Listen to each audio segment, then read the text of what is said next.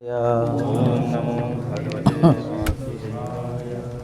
नमो भगवते वासुदेवाय। ओम नमो भगवते वासुदेवाय।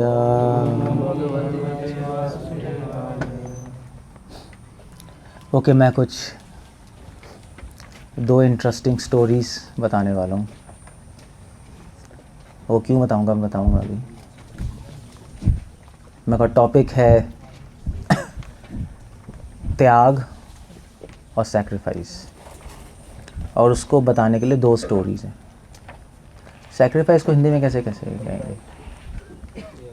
वैसे तो यज्ञ हो गया संस्कृत में।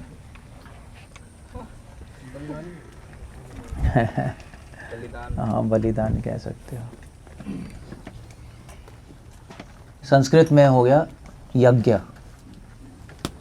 इसलिए भगवान ने 5वें अध्याय के 29 श्लोक में कहा है भोक्तारम यज्ञ तपसम। सो भगवान कह रहे हैं भोक्तारम, मैं एंजॉय करता हूँ। किसको? यज्ञ को, सेल्फ सैक्रिफाइस को। जहाँ पे भी सैक्रिफाइस है, जिस भी क्रिया में सैक्रिफाइस है। सैक्रिफाइस समझते हो गौतम? सैक्रिफाइस मतलब त्याग। हाँ, मतलब बलिदान। बलिदान त्याग, जिस भी क्रिया में त्याग और बलिदान है, उस क्रिया को मैं स्वीकार करूँगा। और इसीलिए इसकी जो कमेंट्रीज हैं उसमें पता नहीं इस श्लोक में या कहीं और, भगवान ने गीता में एक और कहा है, यत् करोषि यदश्नोषि यज्जुहोषि ददासि यत् तपस्यसि कौन्तेय तत्कुरुष्व मदर्पणम। कौन सा श्लोक है? I think 927। ठीक है, 9.27 है। ये श्लोक बार बार कोट होता है। और जो भी करो मेरे लिए करो, तो मगर जो भी करो वो मतलब क्या है? कुछ भी करते रहो? नहीं, जिस क्रिया जो भी करो, मतलब जो भी त्याग और बलिदान के साथ करोगे वो मेरे लिए करना, क्योंकि मैं वही स्वीकार करता हूँ और कुछ नहीं करूँगा। इसलिए कृष्णा एक और श्लोक कह रहे हैं गीता में, यज्ञ शिष्टाशिन संतो, सॉरी, हाँ, यज्ञ अर्थात कर्मण्यनत्र लोकोयम कर्म बंधन। सारे कर्म यज्ञ के लिए करने चाहिए। अब यहाँ पे शिला प्रभुपाद लिख रहे हैं यज्ञ कर लेना चाहिए, मतलब विष्णु के लिए, कृष्ण के लिए। जनरली मीनिंग ले जाता है, बट अगर आप ध्यान से देखोगे तो कृष्णा कह रहे हैं सारे कर्म यज्ञ के लिए होनी चाहिए। मतलब सारी क्रियाओं में कुछ ना कुछ त्याग होना चाहिए, वरना भगवान स्वीकार नहीं करेंगे। तो हम जो भी भक्ति में कर रहे हैं क्रियाएं, उसमें ध्यान रखना कुछ त्याग ज़रूर होना चाहिए। या तो समय का त्याग हो, या पैसे का त्याग हो, या शक्ति का त्याग हो, या बुद्धि का त्याग हो। कुछ ना कुछ होना चाहिए, अदरवाइज भगवान स्वीकार नहीं करेंगे। ओके, सो ये 2-3 श्लोक कनेक्टेड है एक दूसरे के साथ। इसलिए वो हम पढ़ नहीं रहे थे, वो श्लोक नहीं गाया था भक्ति ठाकुर, क्या था वो जो हमने गाया था, शरणागति वाला, शरणागति। श्री कृष्ण चैतन्य प्रभु जीवे दया कोरी सपार्षद सुये सहवतरी। उसके बाद तो उसमें एक श्लोक आता है ना, भक्ति अनुकूल कार्य, हाँ, भक्ति अनुकूल मात्रा करिवर कार्य, नहीं था, भक्ति अनुकूल कार्य। भक्ति ठाकुर कह रहे हैं कि भक्ति के अनुकूल कार्य करो। तो ये सेकंड लाइन बहुत इंपॉर्टेंट है, भक्ति प्रतिकूल भाव वर्जन अंगीकार। भक्ति के अनुकूल कार्य करो और भक्ति के प्रतिकूल भाव हटाओ। भक्ति के अनुकूल, प्रतिकूल कार्य नहीं बोल रहे वहाँ पर, क्योंकि अनुकूल कार्य करोगे प्रतिकूल कार्य तो अपने आप ही हट जाएंगे। मगर अनुकूल कार्य में भी हमारे प्रतिकूल भावनाएं रहती हैं, ये प्रॉब्लम है। इसलिए कुछ लोग एडवांस करते हैं जल्दी, कुछ लोग जल्दी एडवांस नहीं करते। हम सब काम तो कर रहे हैं भक्ति के, मगर भावनाएं प्रतिकूल सी रहती हैं। भक्ति के काम है, मगर भावनाएं हैं त्याग की नहीं, भावनाएं भोग की, तो प्रॉब्लम है। सो वो भी सब कनेक्टेड है। इसलिए त्याग, सेल्फ सेक्रीफाइस और बलिदान बहुत ज़रूरी है। अब इस त्याग और बलिदान पे 2 स्टोरीज हैं बहुत अच्छी। आपको पता लगेगा कि त्याग और बलिदान होता क्या है एक्चुअली। किस लेवल तक किया जाता है त्याग और बलिदान। एक कहानी है किंग शूद्रक की, शूद्रक नाम था, और दूसरा है किंग शिबी की। शिबी की कहानी तो आपको पता होगी, बट किंग शिबी के 2 वर्जन है, एक महाभारत में, एक बुद्धिज्म में। सो ऑफ कोर्स, और तीसरी कहानी रांतिदेव। सो ये जो शूद्रक की कहानी है, ये 3 कहानी है जो कि त्याग के लिए बोली जाती है शास्त्रों में। संत, साधु संत यही 3 कहानियाँ कोट करते हैं हमेशा। तो शूद्रक की कहानी क्या है? शूद्रक की कहानी है कि तो आपने वो सुना था, तो विक्रम बेताल सुना है ना? हाँ, उसमें आती है। तो बेताल ने कहानी सुनाई है शूद्रक की, और फिर क्वेश्चन भी पूछा था, आपसे पूछूंगा मैं। तो वहाँ पे उसने बोला कि एक राजा था शूद्रक, तो बहुत इंटेलिजेंट था, बहुत जेनरस था, बहुत अच्छा त्यागी राजा था। तो वो एक दिन बैठा हुआ था मिनिस्टर्स के साथ अपने राजसभा में, तो वहाँ पर एक सोल्जर आया, सैनिक आया, उसको तो उसका नाम था वीरवर। तो राजा ने कहा क्या चाहिए आपको? तो सैनिक ने कहा आप मुझे अपने रख लीजिए ड्यूटी पे। राजा ने कहा ठीक है, कितनी पे लोगे? तो उसने कहा कि मैं 1 लाख रुपए 1 महीने में लूँगा, मतलब कुछ गोल्ड कॉइन्स बोले, इतनी सोने की मुद्राएं लूँगा मैं। तो राजा ने कहा तो बहुत ज़्यादा पे है, ये तो मैं अपने मिलिट्री कमांडर को देता हूँ, तू तो वैसे भी सोल्जर बनने वाला है। तो वीरवर ने, तो उसके मिनिस्टर्स ने कहा कि आप इसको रख लो, ये हो सकता है जेन्युइनली मांग रहा है, हो सकता है बहुत अच्छा सोल्जर हो, हमें पता नहीं, आप 1-2 महीने रखो, देखते हैं। तो राजा ने रख लिया, उसको अपना गार्ड बना दिया। तो वीरवर गार्ड बन गया। तो वीरवर ने जब उसकी सैलरी ली पहली बार, उसने 1 लाख गोल्ड कॉइन जो भी है, सोने की मुद्राएं, तो उसमें से आधा उसने ब्राह्मणों को दे दिया, आधी पे, जो शास्त्रों में लिखा है 50%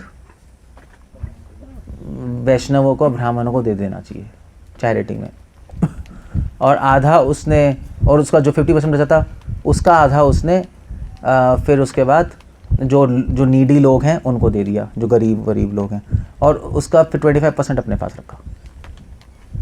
तो राजा बड़ा खुश हुआ, उसने कहा कि ये तो सही बंदा है, इसलिए ज़्यादा मांग रहा था, कितना अच्छा है। फिर भी राजा ने कहा अभी मुझे कन्विंस होना है। तो एक बार क्या हुआ, रात को एक औरत की रोने की आवाज़ सुनाई दी वहाँ बाहर, गेट के बाहर। तो उसने कहा कोई गार्ड है, कोई देखो भी कौन रो रहा है। तो वीरवर खड़ा था, उसने कहा मैं देखता हूँ। तो राजा ने कहा देखो। तो राजा ने कहा कि, तो राजा ने तो पीछे से छुप के देखना चाहा कि करेगा क्या है, क्या हो रहा है एग्जैक्टली। सो वो गए तो एक बहुत सुंदर औरत वहाँ पे रो रही थी।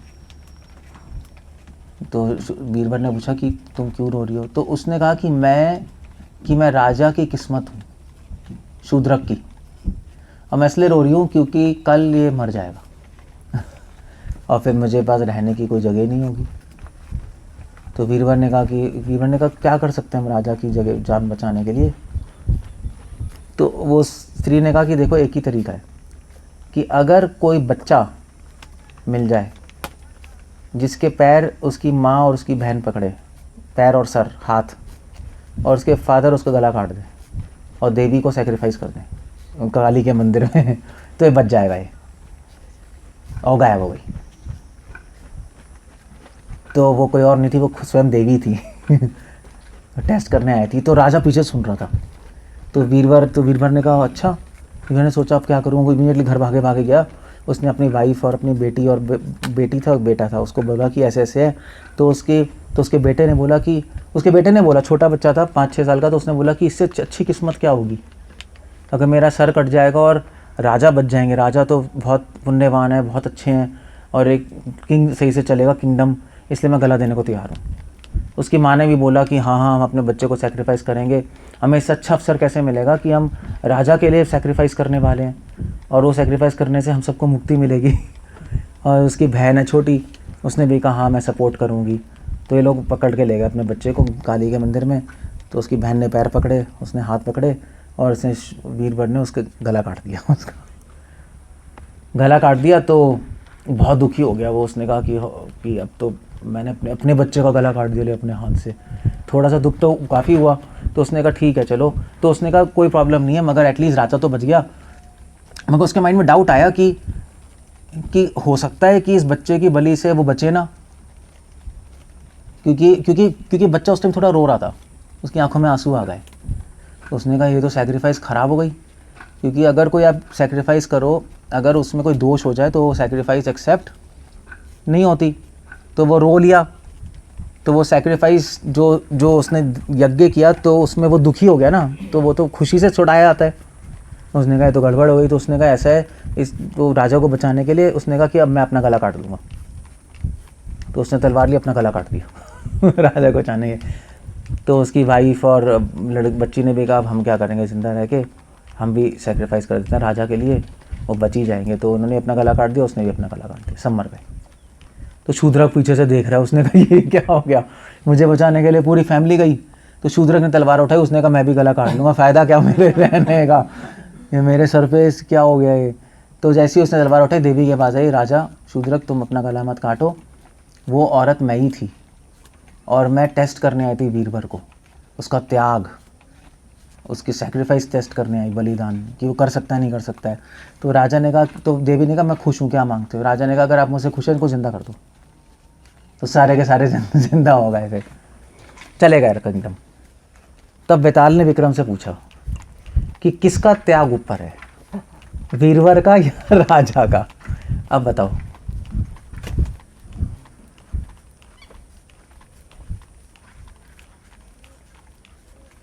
कौन कौन बड़ा है? What do you say about that? बच्चे का भी हो सकता है। राजा का क्यों है भाई, रीजन बताओ। क्योंकि राजा तो कुछ भी कर सकता था, मतलब छोड़े अभी 4-5 तो लोग मर गए अभी, ऐसे बोल के वो बात को काट सकता था, पर उन्होंने ऐसा नहीं किया। उन्होंने भी ईमानदारी निभाई नहीं, क्योंकि राजा के हाथ में पड़ जाएगा। रीज़न गलत बता रहे हो। तो विक्रम ने कहा देखो राजा का त्याग ऊपर है। क्यों? क्योंकि जो सेवक है, सेवक का कर्तव्य ही होता है त्याग करना, इसलिए उसको कोई क्रेडिट नहीं मिला, उसको गला काटने का कोई पॉइंट नहीं मिले बहुत अच्छी स्टोरी है ध्यान से अगर सोचोगे तो, क्योंकि सेवक मतलब ही त्याग। इसलिए एक बहुत बड़े पोएट हैं विश्वनाथ, हमारे विश्वनाथ नहीं, विश्वनाथ कविराज, मतलब तो काव्य में बहुत बड़े कवि माने जाते हैं। तो वो एक श्लोक लिख रहे हैं कि वो लिख रहे हैं योग करना आसान है, ज्ञान पाना आसान है, ध्यान करना आसान है, सेवक बनना सबसे बड़ी मुश्किल है। क्योंकि सेवक बनना इसलिए मुश्किल है क्योंकि वैसे तो वो श्लोक में लिख रहे हैं सेवक बनना इसलिए मुश्किल है क्योंकि अगर सेवक स्वामी के ज़्यादा पास जाएगा तो स्वामी कहेगा मेरे सर पे चढ़ रहा है, थोड़ा दूर जाएगा स्वामी से तो स्वामी कहेगा मेरे रहता ही नहीं अटेंडेंस में, कम बोलेगा तो स्वामी कहेगा तू कुछ बोलता ही नहीं यार, ज़्यादा बोलेगा तो कहेगा मुझे एडवाइस दे रहा है। और अगर तो विश्वनाथ फिर लिख रहे हैं कि सेवक बना ही त्याग के लिए, जो सेवक त्याग नहीं करता उसकी सेवा वहीं रद्द कैसे होते हैं, कैंसिल हो जाती है। तभी तो भगवान कह रहे हैं भोक्तारम यज्ञ तपस्या। अगर भगवान अपने आप को भोक्ता कह रहे हैं, स्वामी कह रहे हैं, तो सेवा का कर्तव्य यज्ञ और तपस्या, ये कर्तव्य है, ये ऑप्शन नहीं है, वरना आप अधर्म कर रहे हो, भक्ति तो दूर की बात है। तो इसलिए विक्रम ने कहा कि देखो उसका तो कर्तव्य से त्याग करना, तो उसको कोई पॉइंट नहीं मिला गला काटने का, पॉइंट मिला राजा का, क्योंकि राजा का कर्तव्य त्याग करना नहीं है। फिर भी राजा अपना गला काटने को तैयार हो गया उसके लिए, इसलिए राजा के लिए पॉइंट है। इससे में पता क्या लगता है, इससे दो चीजें पता लगती हैं। एक तो मतलब एज अ सर्वेंट अगर आप त्याग करोगे तो ये मत सोचना बहुत बड़ा काम कर रहे हो कुछ नहीं हो रहा, आपको पॉइंट नहीं मिलेगा। मगर त्याग नहीं करते तो नेगेटिव पॉइंट मिल जाएंगे।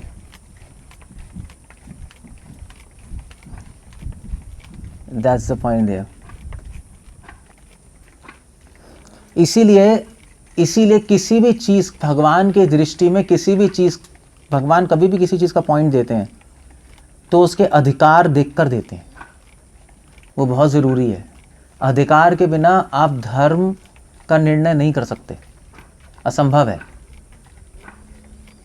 जैसे अगर शूद्र चोरी करेगा तो उसको कम सज़ा मिलती है, ब्राह्मण चोरी करेगा तो ज़्यादा सज़ा मिलती है, नहीं ऐसी है ना। तो पॉइंट्स हमेशा अधिकार देख के दिए जाते हैं। जैसे उदाहरण के लिए अगर कोई नया डिवोटी है, कोई बहुत पुराना डिवोटी है, अगर नया डिवोटी कोई गलती करता है तो भगवान की नज़र में वो आभास में चला जाएगा। अगर पुराना डिवोटी गलती करेगा तो अपराध में चला जाएगा वो। अगर हम त्याग नहीं करेंगे तो हम सेवा का धर्म नहीं निभा रहे। इसलिए कृष्ण कह रहे हैं भोक्ताराम यज्ञ तपसम। इसलिए भगवान ने कहा यज्ञ दान तप कर्म पापनानि मनीषिण ने। इसलिए कृष्ण कह रहे यज्ञ अर्थात कर्मण्योन्यत्र लोकोयम कर्म बंधन। सो सेवा इसलिए यही है कि सेवक का एक ही धर्म है। जैसे गृहस्थ का धर्म है दान, ब्रह्मचारी का धर्म है तपस्या, सन्यासी का धर्म है, वानप्रस्थ का धर्म है तप, सन्यासी का धर्म है प्रचार, धर्म का प्रसार प्रचार। और ऐसे ही सेवक का धर्म है त्याग। बस त्याग ही है। इसलिए हम जो भी करें भक्ति में, उसमें कुछ ना कुछ त्याग जरूर होना चाहिए, अदरवाइज बेकार हो जाएगा। तो धर्म का निर्णय एक तो अधिकार से होता है। या दैट्स इम्पोर्टेंट। अगर कोई अमीर आदमी 10 रुपए दे रहा है तो कोई पॉइंट नहीं है। खोले बच्चा श्रीधर 50 पैसे देते थे, पॉइंट थे, क्योंकि कमाते कितने थे? 1 रुपये। इसलिए हमेशा जब भी कोई स्टैटिस्टिक्स ली जाती है ना, स्टैटिस्टिक्स पता है ना, पॉपुलेशन स्टैटिस्टिक्स, सॉरी, है हमेशा परसेंटेज में ली जाती है, नंबर में नहीं लेते, क्योंकि परसेंटेज में सही पता लगता है। खोला बेचा श्रीधर कितना परसेंट दे रहा था? 50%। और जो 10 रुपये दे रहा है, 1 करोड़ कमा रहा है, वो कितने परसेंट दे रहा है? 0.01%। में पोल खुल जाती है परसेंटेज में। इसलिए स्टैटिस्टिक्स बहुत इंपॉर्टेंट है। स्टैटिस्टिक्स से ही पोल खुलती है, परसेंटेज से, नंबर से पोल नहीं खुलती। तो भगवान ने इसलिए इस तरह करा है। ठीक है, छोड़ दो। सो ये एक स्टोरी है त्याग की। But well what ever it is, अगर जो भी है, अगर वीरवर को कोई पॉइंट नहीं मिला, फिर भी बहुत अपना गला ही काट दिया, वो बहुत बड़ी बात है राजा के लिए। हाँ, धर्म की दृष्टि से पॉइंट नहीं है, बट वैसे तो बहुत बड़ी बात हो गई। नहीं मतलब एक सेवक को यहाँ तक जाने के लिए तैयार रहना चाहिए, अपनी लाइफ देने के लिए। जब एक साधारण राजा के लिए इतनी बड़ी बात कर सकता है कोई, तो भगवान के लिए आप कितना कर सकते हो, वो तो मतलब कुछ कहना ही नहीं। ओके, ये एक स्टोरी है। दूसरी स्टोरी है किंग शिवी की, जो दी जाती है त्याग में। तो किंग शिवी जो है उनके, एक्चुअली किंग शिवी की जो महाभारत में स्टोरी है वो एक अलग है, कि उन्होंने अपना फ्लैश दिया है ना। मगर किंग शिवी के तो किंग शिवी आपका बुद्धिज़्म में भी आते हैं, तो बुद्धिस्ट को अलग तरीके से बताते हैं स्टोरी, और वो थोड़ी इंटरेस्टिंग सी, वो भी बता देता हूँ मैं। तो बुद्धिज़्म में बताते हैं कि ये एक बहुत बड़ा राजा था शिवी। तो वो तो बहुत अच्छा बुद्धिस्ट था उनके अकॉर्डिंग। तो बुद्धा ने कहा मैं उसका टेस्ट करूँगा। तो बुद्धा को बुद्धिज़्म बोलते हैं शका बोलते हैं, क्योंकि बुद्धिस्ट आपका तो जो सिद्धार्थ थे, हाँ, तो वो शाक्य डायनेस्टी के थे, शाक्य कुल, जैसे गुप्ता नहीं कुत्ते, गुप्ता मौर्य, ऐसी बुद्धा जो थे वो शाक्य डायनेस्टी के थे। इसलिए उनको वहाँ पे तिब्बत देश में तो उनको बोलते हैं शाका। तो एनीवे, तो बुद्धिज़्म ने, तो उन्होंने कहा मैं टेस्ट लूँगा। तो इस शिवी ने सोचा एक दिन कि मैं सबको दान करता हूँ।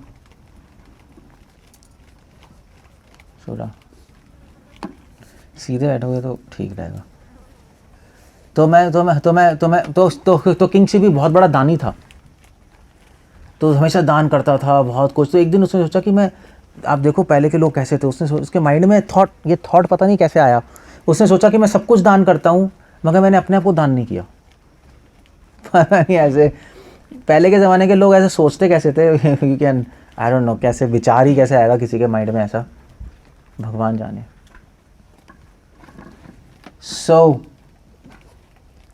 तो उन्होंने कहा आज मैं अपने आप को दान करूँगा, अगर मेरा कोई मांस मांगेगा मैं मांस दे दूंगा, मेरा खून मांगेगा खून दे दूंगा, मुझे दास के रूप में मांग लेगा मैं दे दूंगा।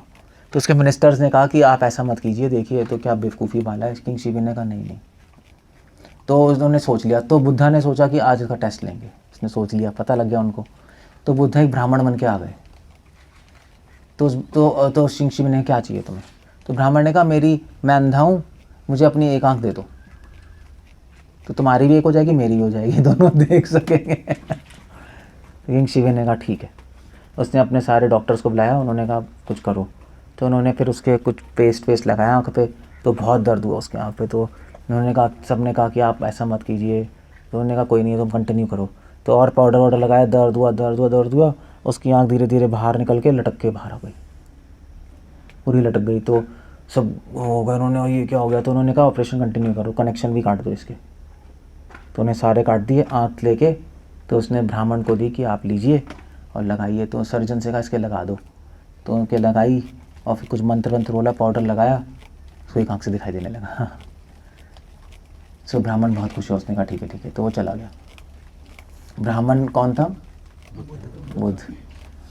तो किंग शिवी ने फिर पूरे जीवन एक आँख से रूल किया और उन्होंने अपनी एक आँख इस तरह से दान कर दी। ये तो बुद्धिज़्म की स्टोरी है। महाभारत की स्टोरी है कि किंग शिवी के पास कौवा आया था ना, कुछ कौवा आया था ना, वो बैठ गए थे कि मैं आज अपने आप को दान करूंगा। तो इंद्र कौवा बन के आ गए थे और उस कौवे ने कहा कि मुझे दान दो, कुछ भूखा था कुछ, तो मुझे दान तू कुछ दो। तो शिवी ने कहा कि मेरा मांस ले लो। तो वो मांस काट के दे रहे थे कौवे को, अपना ही मांस। ऐसे कुछ हुआ था, तो अपना मांस दान मान कर दिया। तो वो सारे देवी देवता आ गए, उन्होंने कहा हम आपको टेस्ट करने आए थे, चिंता मत कीजिए, और उनको ठीक किया। और उस तरह से किंग शिवी की सेल्फ सैक्रिफाइस, त्याग की भावना दिखाई गई। ये 2 स्टोरीज है। तीसरी स्टोरी रांतिदेव तो पता ही है सबको, है ना। रांतिदेव तो भागवतम में ही आता है कि रांतिदेव ने एक बार एक्चुअली प्रजा में बहुत बड़ा वो पड़ गया था, अकाल सूखा। तो रांतिदेव ने 1 महीना व्रत किया उसको ठीक करने के लिए। उसके बीवी बच्चे सब भूखे पड़े रहे, और फिर जब व्रत खोलने का समय आया तो उसी टाइम एक ब्राह्मण आ गया। उन्होंने कहा मैं बहुत भूखा हूँ, भिक्षा देही। तो थोड़ा सा 2-3 रोटी, 1 रोटी 2-3 रोटी थी, उसका एक पोर्शन उन्होंने ब्राह्मण को दे दिया। फिर बाकी खाने लगे, वो ऐसे ही खाने लगे। तो एक वो आ गया, कोई पता नहीं, कोई चंडाल आ गया, कुछ ऐसे कुछ था। तो उन्होंने कहा मुझे भूख लगी है तो कुछ दो। तो उन्होंने कुछ पीस दिया। फिर उसके बाद कोई और आ गया भीख मांगने, उसको दे दिया। सारी रोटी ख़त्म हो गई, तो 1 ही रोटी थी। फिर जब आखिरी पानी बचा था, पानी भी नहीं पिया था उन्होंने। तो उन्होंने कहा मैं तो क्या पीऊँ, बच्चे को पिलाता हूँ। बच्चे को पिला रहे थे तो एकदम से वहाँ पर कौन आया था एंड में? कोई, आई थिंक कोई चंडाली आया था दोबारा। तो उसने कहा मुझे हैं, अच्छा पशु, हाँ चंडाल के कुत्ते वुत्ते थे। तो कुत्तों ने कहा इसको प्यास लग रही है पानी दो। तो उन्होंने आखिरी का लास्ट उसको भी पानी पिला दिया, मर गए।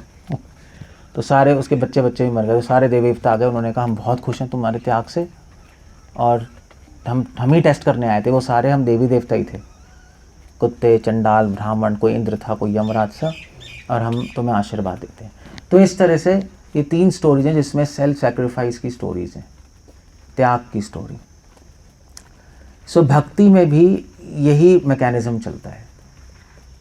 इनफैक्ट इसलिए जिसके पास धर्म की ट्रेनिंग होती है उसके लिए भक्ति करना बहुत आसान होती है। ये जो थे ना आपके, कौन थे, श्रीखंडा के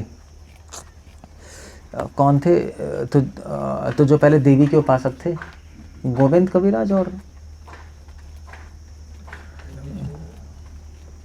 2 थे ना भाई, हाँ चंडीदास, हाँ। गोविंद कविराज और एक दूसरा भाई था ना उसका, रामचंद्र कविराज था, कौन था, ये 2 भाई थे श्रीखंडा के। तो दोनों के दोनों देवी के उपासक थे बहुत बड़े। तो क्योंकि तो इनके नाना जी भी देवी के उपासक थे, तो बचपन से देवी की उपासना करते थे। तो इन्होंने देवी से वो मांगा, बहुत साल हो गए उपासना करते, तो इन्होंने एंड में देवी से मांगा कि चंडी से कि आप हमें आशीर्वाद दीजिए, हमें मोक्ष मिले। तो चंडी ने कहा भी देखो मोक्ष तो नहीं दे सकती मैं, बाकी सब कुछ दे दूंगी। तो उन्होंने कहा लो हमारी सारी पूजा वेस्ट हो गई, पूरी लाइफ हम तो मोक्ष के लिए कर रहे थे, आपको पहले ही बताना था मोक्ष नहीं दे सकती। मैं किसी और के पास चले आते हम। चंडी ने कहा कोई नहीं, मैंने तुम्हें इसलिए नहीं बताया क्योंकि मैं तुम्हें ट्रेन कर रही थी। तुमने जो मेरी उपासना की है शुद्ध भाव से, और जो तुमने प्रॉपर प्रोसीजर से उपासना की है, अब तुम कृष्ण की उपासना करोगे, तुम रेडी हो, भगवान इमीडिएटली खुश हो जाएंगे। तो कोई तुम्हारा टाइम वेस्ट नहीं हुआ है। और फिर रामचंद्र कविराज और गोविंद कविराज को उन्होंने, चंडी ने इनके पास भेजा, श्रीनिवास आचार्य के पास, और फिर उनके डिसाइपल बने वो। और सबसे मेन डिसाइपल श्रीनिवासाचार्य के रामचंद्र कविराज हुए, इनफैक्ट नरोत्तम दास ठाकुर के सबसे बेस्ट फ्रेंड। सो धर्म जो है वो ट्रेन करता है हमें भक्ति करने के लिए। ऑफ कोर्स अब कलयुग में तो कोई धर्म है नहीं, सर धर्मान परित्यज्य, सो धर्म हम ना प्रैक्टिस कर सकते हैं ना हमें कोई आइडिया है। बट भक्ति करने से, अगर हम भक्ति सही से करेंगे तो धर्म अपने आप उसमें इंक्लूड हो जाता है। भगवान ने भक्ति बनाई है, भगवान कह रहे हैं सेवा से, तुम सेवक हो तो मेरे लिए त्याग करो, तो अपने आप धर्म का जो कंपोनेंट है त्याग उसमें आ गया। सो इसलिए अगर हम सही से भक्ति करें समझ के, तो धर्म अपने आप आ जाएगा उसके अंदर। इसलिए कृष्णा कह रहे हैं अलग से धर्म पे फोकस करने की जरूरत नहीं है तुम्हें, मैं ही तुम्हें धर्म में ट्रेन कर दूंगा। तुम अलग से क्यों धर्म शास्त्रों में जा रहे हो, मेरे पास आओ ना। तभी कृष्णा कह रहे हैं सर धर्मान परित्यज्य। हाँ, एक भगवान है, ये नहीं कह रहे कि धर्म छोड़ दो मेरे पास आ जाओ। भगवान कह रहे हैं धर्म शास्त्र छोड़ दो, उसमें ट्रेनिंग, मेरे पास आओ, मैं ट्रेन करूंगा तुम्हें, मैं करूंगा तुम्हें ट्रेन। इसलिए ऐसे थोड़े ना कि भक्त धार्मिक नहीं होते, ये तो फुलिशनेस होगी कहना। भक्तों में सारी अच्छी क्वालिटीज होती है ना, मगर हम धर्म किसी ऋषि मुनि से नहीं सीखते, हम डायरेक्ट कृष्ण से सीखते, बस ये फ़र्क है और कुछ नहीं। इसलिए जैसे जैसे हम भक्ति में आगे बढ़ते हैं वैसे वैसे भगवान की डिमांड्स भी बढ़ जाती हैं। भगवान डिमांड करते हैं ठीक है अब तुम भक्ति, अब नए थे तो ठीक है मैंने कुछ नहीं कहा, अब टाइम हो गया तो फिर अब तुम्हें मेरे लिए ये भी करना पड़ेगा, ये भी करना पड़ेगा, ये ऐसे होता है नहीं, डिमांड्स नहीं बढ़ जाती। जैसे जैसे प्रेम का संबंध बढ़ता है डिमांड्स बढ़ती हैं, ऐसे ही होता है। क्योंकि प्रेम मतलब ददाती प्रतिगृह्णाति, देना और लेना, लेना भी है। सो भगवान देते भी हैं और लेते भी हैं, कुछ डिमांड भी करते हैं। सो जब आप बहुत हाई लेवल पे पहुंच जाओगे डिवोशन के, तो भगवान आपसे आपका लाइफ मांगेंगे। ये जो थे ना, मैंने बताया नहीं था एग्जांपल, ये जो आपके जो रूमी के जो गुरु थे तबरीज फेमस है, जलालुद्दीन रूमी। सो वो अपने भगवान पे मेडिटेट कर रहे थे, मतलब अल्लाह पे मेडिटेट कर रहे थे। तो अल्लाह की आवाज़ आई, अल्लाह ने कहा कि तबरीज़ मुझे तुमसे एक चीज़ चाहिए। तबरीज़ ने कहा भगवान आप कुछ भी मांगिए मैं देने को तैयार हूँ। तो अल्लाह ने कहा मुझे तुम्हारा लाइफ, तुम्हारा जीवन चाहिए, और उसके बदले मैं तुम्हें एक महान शिष्य दूंगा। रूमी तो रूमी इतने महान थे कि बचपन में जब रूमी अपने फादर के पीछे जा रहे थे तो तबरीज़ ही था, ये देख रहा था, मेले में आए थे उनके फादर और उनके बच्चे, फादर भी बहुत बड़े सूफी संत थे। तो रूमी पीछे जा रहा था, तो तबरीज़ ने कहा कि ये क्या है कि समुद्र एक नदी के पीछे चल रहा है। उन्होंने इस तरह से हमें पोएम लिखी। Rumi was a great person. So भगवान ने कहा तुम अब मुझे अपना जीवन दो, मैं तुम्हें रूमी दूंगा। तबरीज़ बहुत खुश हुए, मैंने कहा मैं तैयार हूँ। So that's the whole point. फिर तो तबरीज़ ने कहा कि ठीक है, मगर मेरी एक इच्छा है अल्लाह। तो उन्होंने कहा कि क्या? तो उन्होंने कहा मैं आपको किस करना चाहता हूँ। सूफीज़म प्रेम है, अलग तरीके से चलता है। तो भगवान ने कहा तुम मुझे किस करना चाहते हो, ठीक है, उसके लिए मुझे एक और चीज़ चाहिए। तो तबरीज़ ने कहा आप कुछ भी मांगिए। तो उन्होंने कहा एक और जीवन चाहिए तुम।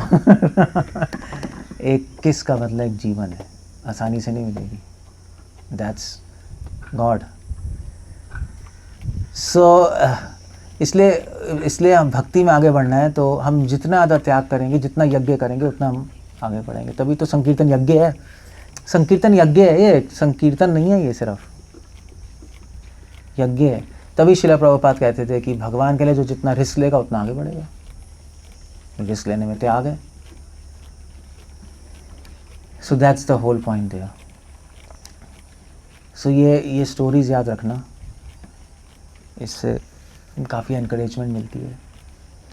लोग साधारण लोगों के लिए इतना कुछ कर रहे हैं तो भगवान के लिए करना तो सौभाग्य ही है। इनफैक्ट कल मैं कुछ पढ़ रहा था, कल वैसे एक बहुत इंटरेस्टिंग चीज़ मुझे पता लगी, जो मैं भी खुद सरप्राइज था कि जब ये अच्छे गुणों की बात करते हैं हम, जब हम भक्ति करते हैं तो धीरे धीरे हमारी भक्ति बढ़ती आगे, है नहीं? और जब हमारी भक्ति है तो हमें संतुष्टि मिलती है, नहीं मिलती है कि हमारी भक्ति आगे बढ़ रही है। सो वो जो संतुष्टि मिलती है हमें,